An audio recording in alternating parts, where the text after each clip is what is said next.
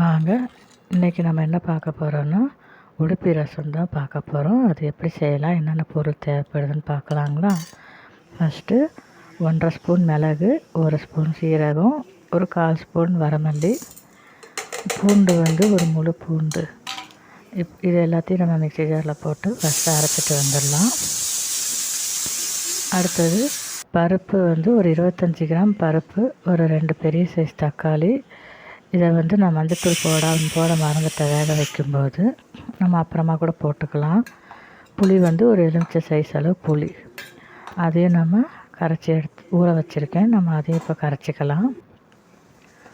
கரைச்சிட்டு இப்போ நம்ம இந்த மஞ்சத்தூள் இது பருப்பு வேக வச்சுருக்கோம் இல்லைங்களா, அது கூட இப்போ நம்ம புளி கரைசல், அப்புறம் நம்ம அந்த மிளகு சீரகம் அரைச்சி வச்சுருக்கோம் இல்லைங்களா, இது எல்லாத்தையுமே நம்ம சேர்த்துக்கலாம்.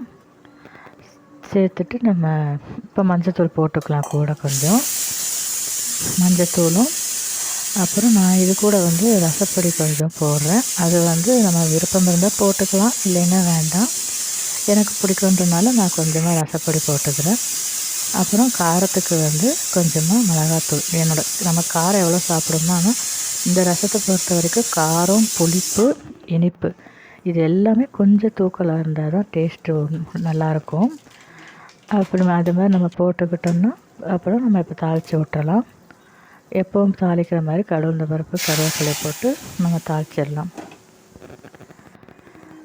இப்போ நமக்கு ஒரு கொதி விட்டு இறக்கணும்னா உடுப்பி ரசம் ரெடி ஆயிரும்.